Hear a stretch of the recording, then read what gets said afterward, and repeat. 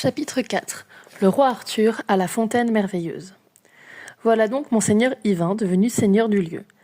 La mort est bien vite oubliée. Celui qui l'a tué a épousé sa femme, partage son lit, et les gens du château, qui aiment plus leur nouveau seigneur qu'ils n'aimaient le défunt, le servent de bon gré. Vint le jour où le roi se rendit à la fontaine merveilleuse. Tous ses barons et toute la cour, sans exception, participaient à cette chevauchée. Hélas, persifla qu'est donc devenu Yvain, qui s'était tant vanté à la fin d'un repas d'aller venger son cousin? Il est clair qu'il avait un peu abusé de la boisson ce jour-là. Il se dérobe aujourd'hui. Ainsi, prenant ses auditeurs pour des imbéciles, le lâche se vante au coin du feu sans apporter la moindre preuve de ses exploits, alors que le preux parle peu et sa modestie souffre d'entendre vanter ses mérites. Mais je dis que le lâche n'a pas tort, car s'il ne disait pas du bien de lui, qui donc le ferait à sa place? Monseigneur Gauvin répliqua au propos de Queux. Pitié, monsieur Queux, je vous en prie. Si Yvain n'est pas ici, vous ignorez quelle grave raison le tient ailleurs, et pour sa part, il ne s'est jamais abaissé à tenir sur vous des propos infamants. Je me tairai donc, puisque je vois que mes paroles vous déplaisent. Là-dessus, le roi, qui voulait voir le prodige de la fontaine, versa un plein bassin d'eau sur la grosse pierre ombragée par le pin. Il se mit aussitôt à pleuvoir à torrents. Yvain, revêtu de ses armes, ne tarda pas à surgir de la forêt au grand galop, sur un cheval fougueux et robuste. Monseigneur Queux n'avait qu'une envie, combattre en premier, selon son habitude, quelle que soit l'issue du combat. Il vint au pied du roi, le prier de lui accorder le premier assaut. « Que » répondit le roi. « Puisque vous êtes le premier à en faire la demande, je ne saurais vous refuser ce privilège. » Le sénéchal remercie le souverain, puis monte en selle. Yvain, qui a reconnu les amoureux de Queux, a bien envie de lui donner une leçon et ne se gênera pas pour le faire. Il a déjà saisi son écu par les énarmes.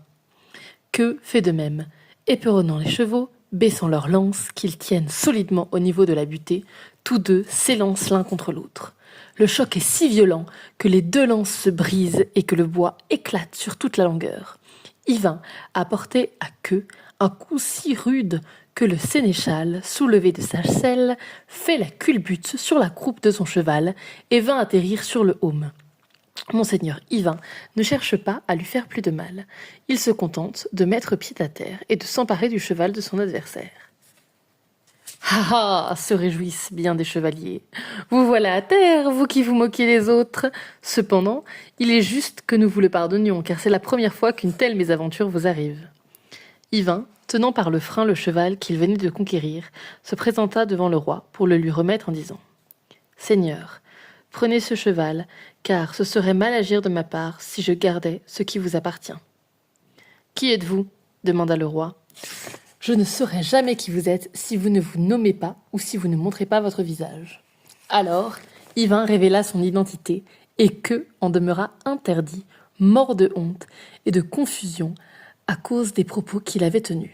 Les autres et le roi lui-même ne manquent pas de se réjouir de sa nouvelle dignité, et Gauvin plus que les autres, car Yvain était, de tous les chevaliers, celui dont il appréciait le plus la compagnie.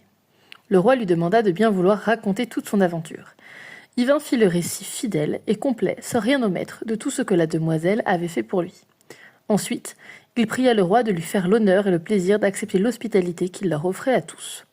Le roi promit de séjourner en sa compagnie 8 jours pleins. Yvain l'ayant remercié, les chevaliers, sans plus attendre, montèrent à cheval et se dirigèrent droit vers le château. Monseigneur Yvain envoie au-devant de la troupe un écuyer portant sur le poing un faucon, afin que la dame soit avertie de leur arrivée et que les maisons soient décorées en l'honneur du roi Arthur. Cette nouvelle réjouit le cœur de la dame et la liesse fut générale. La dame invita ses barons à chevaucher à la rencontre du roi, ce qu'ils firent de bon gré, tant ils étaient désireux de lui être agréables. Montés sur de grands chevaux d'Espagne, ils s'en vinrent à la rencontre du roi, qu'ils saluèrent avec déférence, et, après lui, tous ceux qui l'accompagnaient. « Bienvenue à vous, à toute cette noble compagnie, disent-ils, et béni soit celui qui marche à leur tête pour conduire jusqu'à nous les hôtes de cette qualité. » En l'honneur du roi Arthur, tous les habitants du château manifestent bruyamment leur joie. On a déroulé les étoffes de soie le long des murs pour les décorer, étalé des tapis sur le chemin du roi, étendu des étoffes en travers des rues pour le protéger du soleil. Le château tout entier retentit du son des cloches, des cors et des trompettes. Des jeunes filles s'avancent en dansant au son des vielles, des flûtes et des frételles, des tambours et des tambourins, tandis que des jeunes gens bondissent avec agilité. Tous rivalisent de gaieté pour accueillir le roi le mieux possible. La dame, à son tour, d'une démarche impériale, fit son apparition. Vêtue d'une robe bordée de fourrure d'hermine, un diadème serti de rubis couronnant son front, la joie illumine son visage. Elle était, il faut le dire, plus belle qu'une déesse. Autour d'elle se pressait une foule très dense où chacun répétait « Bienvenue au plus grand des rois et des seigneurs du monde !»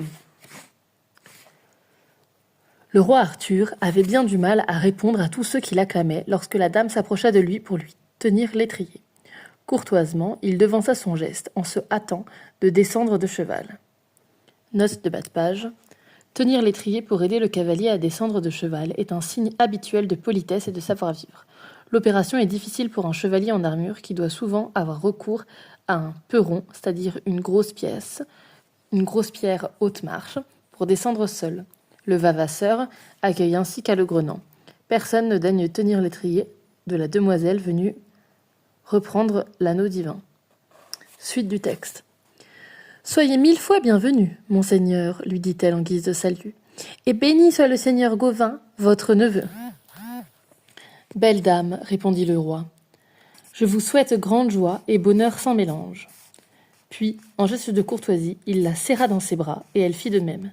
Inutile de gaspiller mes mots pour vous raconter comment elle accueillit les autres. Sachez seulement que, jamais, à ce que j'ai entendu dire, accueil ne se fit avec autant d'honneur et de joie. Je voudrais seulement évoquer rapidement une rencontre qui eut lieu en privé, celle de la lune et du soleil. Avez-vous deviné de qui je vais parler ? Le meilleur et le plus renommé des chevaliers mérite bien d'être appelé le soleil. Monseigneur Gauvin est le soleil de la chevalerie car, par lui, elle rayonne en tout lieu, de même que le soleil du matin, déployant ses rayons, inonde tout de sa clarté. Si je compare la demoiselle à la lune, je le fais non seulement pour sa grande sagesse et son dévouement sans pareil, mais aussi à cause de son nom. En effet, elle s'appelait Lunette.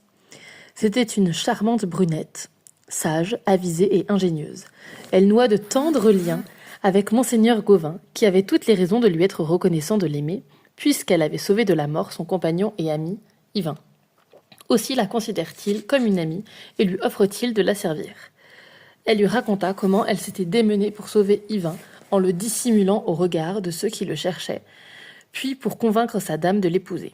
Gauvin prit beaucoup de plaisir à écouter le récit et dit « Mademoiselle, le chevalier que je suis est désormais entièrement à votre service, en toutes circonstances.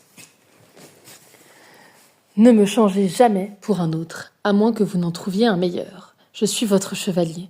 Soyez donc désormais mademoiselle. » Tandis que tous deux s'engageaient mutuellement leur foi, les autres chevaliers devisaient galamment avec les nobles dames les demoiselles du château, qui étaient toutes belles, gracieuses et pleines d'esprit.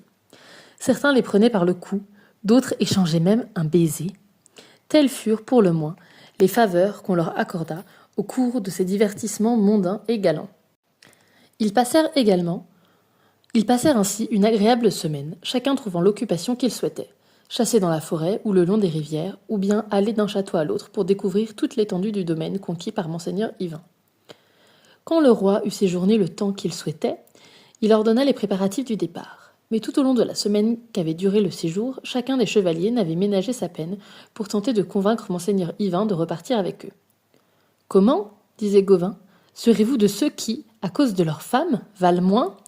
Honte à celui que le mariage fait déchoir ! Qui a pour amie ou épouse une belle dame doit accroître sa valeur, car il n'est pas juste qu'elle continue de l'aimer si son renom et sa gloire se ternissent. L'amour vous causera bien des tourments si vous vous montrez moins vaillant, car une femme a bien vite fait de périr, de mépriser celui qui déchoit à cause d'elle. On ne saurait alors lui donner tort de reprendre son amour. Plus que jamais, augmentez votre gloire, lâchez les rênes et le licou. Nous irons courir les tournois ensemble, et nul ne vous prendra pour un jaloux qui n'ose quitter des yeux sa femme. Vous ne devez pas rester à rêver, mais hanter les tournois, être de tous les combats, et tout mettre à bas, quoi qu'il vous en coûte. Qui reste à ne rien faire devient tout songeur. Il vous faut venir, je me battrai à vos côtés. Prenez garde de ne pas briser votre beau compagnonnage. On finit par se lasser d'un confort qui dure trop longtemps. On goûte bien davantage un petit bonheur longtemps désiré qu'un grand bonheur dont on profite sans l'avoir attendu. L'amour qui tarde à s'épanouir est semblable au bois vert qui brûle en donnant une chaleur d'autant plus intense et plus durable qu'il a pris le temps pour s'enflammer jusqu'au cœur. Si vous attendiez trop longtemps, vous ne seriez peut-être plus capable de repartir. Sans doute ne dirais-je pas cela si j'avais une amie aussi belle que votre femme, mon cher compagnon, car il me serait si difficile de la quitter que j'en perdrais la tête. Mais, comme tous ces prédicateurs qui ne sont que des fiefs menteurs et prêchent une morale qui ne pratique pas, je vous prodigue des conseils que je serais bien incapable de suivre. Monseigneur Gauvin sut tant de fois reprendre son propos qu'Yvain lui promit d'en parler à sa femme et de retourner en Bretagne s'il obtenait son accord. Il prend à part Laudine, qui ne se doute de rien, et lui dit « Ma très chère femme, vous qui êtes mon cœur, mon âme, mon bien et ma joie de vivre, accordez-moi ce que je vais vous demander, pour votre honneur et pour le mien. » Sans savoir de quoi il s'agit, elle donne par avance son accord, ajoutant même « Mon cher époux, vous pouvez me demander tout ce que bon vous semblera. » Yvain lui demande alors l'autorisation d'accompagner le roi et d'aller au tournoi, afin qu'on ne puisse pas lui reprocher d'oublier la chevalerie. « Je vous accorde le congé que vous demandez, dit-elle. Mais, si vous voulez garder mon amour, soyez de retour auprès de moi dans 1 an, au plus tard, 8 jours après la Saint-Jean dont on célèbre aujourd'hui l'octave. Passé ce délai, soyez sûr que l'amour que j'ai pour vous se changera irrévocablement en haine. Si vous ne savez pas tenir votre parole, moi, je tiendrai la mienne. » Monseigneur Yvain pleure et soupire si fort qu'il peut à peine articuler. « Madame, ce délai est très long. Si je pouvais être une colombe, je volerais souvent jusqu'à vous. Je prie Dieu qu'il ne permette pas que je reste éloignée de vous si longtemps. Mais on projette parfois de revenir très vite, sans savoir ce que l'avenir nous réserve, et j'ignore ce qui m'attend.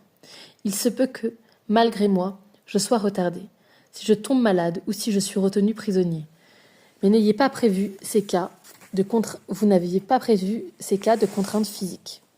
Seigneur, je vous les accorde aussi, et je vous assure que, à la seule condition que Dieu vous préserve de la mort, rien de fâcheux ne pourra vous arriver tant que vous vous souviendrez de moi. Passez à votre doigt cet anneau qui m'appartient et que je vous confie. Le pouvoir de sa pierre est tel qu'aucun amant sincère et fidèle ne peut être blessé ni retenu prisonnier. Celui qui le porte et garde ainsi précieusement le souvenir de son ami en devient plus dur que le fer. Cet anneau sera votre aubert et votre écu. Jamais encore je ne l'ai remis à qui que ce soit. Je vous le donne par amour pour vous. » Le roi, décidé à partir, donna l'ordre que tous les palefrois soient scellés et harnachés sans retard, ce qui fut fait aussitôt. Je ne sais que vous dire des adieux d'Yvain et de Laudine, sinon qu'il y eut de tendres baisers, mouillés de bien des larmes. Vous dirai-je aussi que la dame, accompagnée de ses demoiselles et de ses chevaliers, fit une escorte au roi ? Inutile de m'attarder. Sachez qu'elle pleurait si abondamment que le roi, tout ému, la pressa de retourner, bien malgré elle, en son château.